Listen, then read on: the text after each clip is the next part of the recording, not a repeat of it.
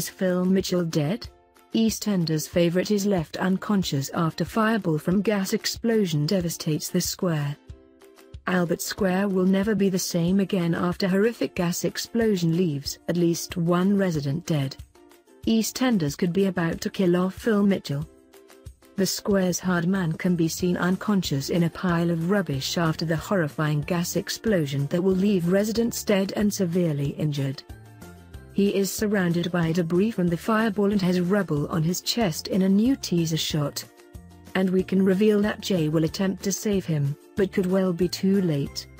In 24 hours that will shatter the square, a massive fireball of destruction will rip through Walford, with at least one fan favourite dying and many lives hanging in the balance.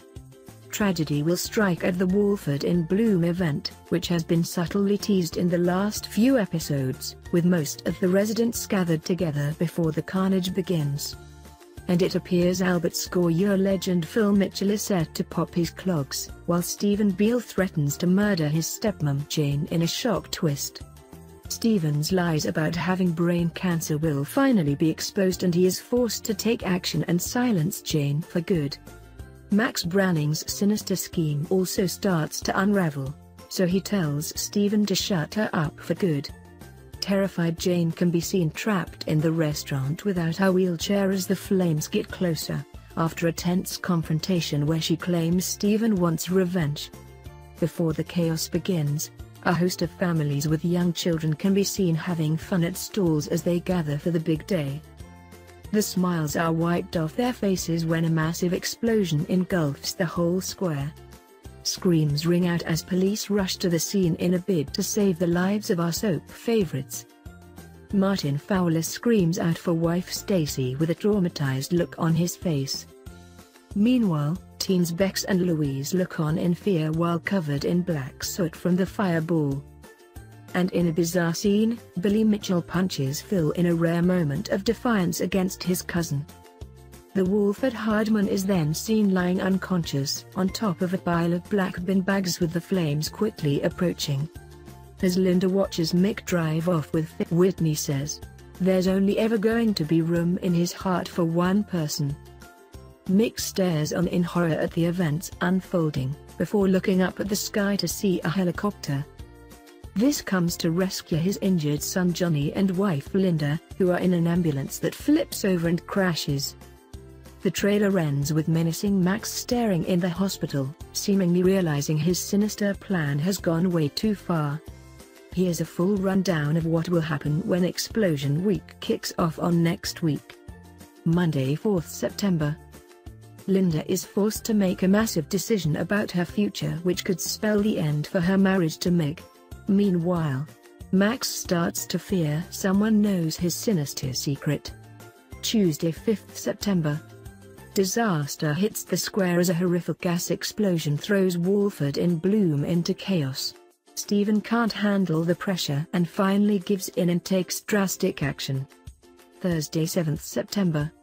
The lives of a number of residents are left hanging in the balance as the devastating effect of the fire and the direct actions of certain characters lead to dire consequences. Friday, 8th September. Things start to look up for one troubled family, but more tragedy hits another. EastEnders have already dropped to the horrific gas explosion that will leave at least one resident dead. In last night's episode, two subtle but important hints were made to Walford In Bloom, the community event that will bring the whole street together before tragedy strikes. Sonia and Bex Fowler were both implemented into the storyline along with Linda and Jane, with fears growing that they could be lined up for a shock exit. The first reference came after Bex, who was disappointed with her GCSE results, got some advice from teacher Mr. Price at the allotment. Meddling mother Sonia came to console Bex after she got a D in her music exam, and asked Gethin if he could tutor her daughter. But behind them was a large poster for the free Walford In Bloom, highlighting the event to viewers and weaving it into the plot. Later on, Mick Carter gave his wife some flowers to try to make her forgive him. But she rejected them and offered to give them to Jane Beale, who was enjoying a quiet drink with Ian. Linda barked, "Here you go Jane, Walford In Bloom." The Walford In Bloom event has been teased for weeks, with Linda shouting at Jay to sort out his front garden as he was letting the side down in Tuesday night's episode.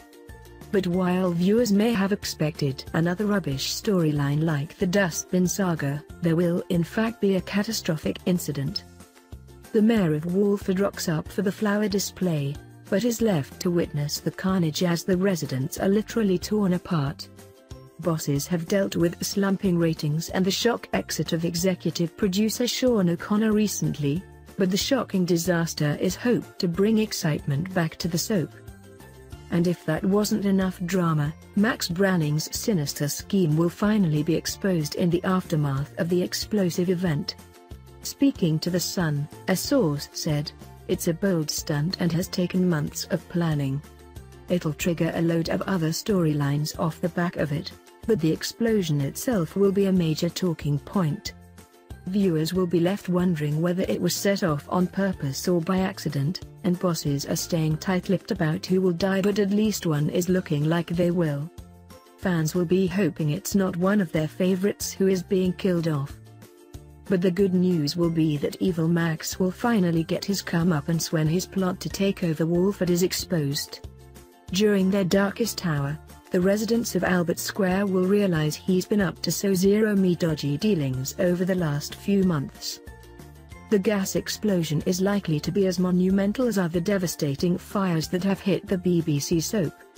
Phil Mitchell famously set the Queen Vic on fire in 2010 during a drunken rampage, leaving landlady Peggy to shout "Let it burn" as she watched her beloved boozer go up in flames. The Walford Hardman started another fire when he set the car lot on fire with Frank Butcher as part of an insurance scam, killing a homeless man who may or may not have been Jay's real dad. And the B&B was burned to rubble when Nasty Yusef took revenge on Zainab, with her son Tamwar being left with horrific burns and the villain dying. Alfie Moon was also forced to risk his life by running into his home after trying to burn his home down and get the insurance money. EastEnders continues tomorrow night on BBC One at 7:30 p.m.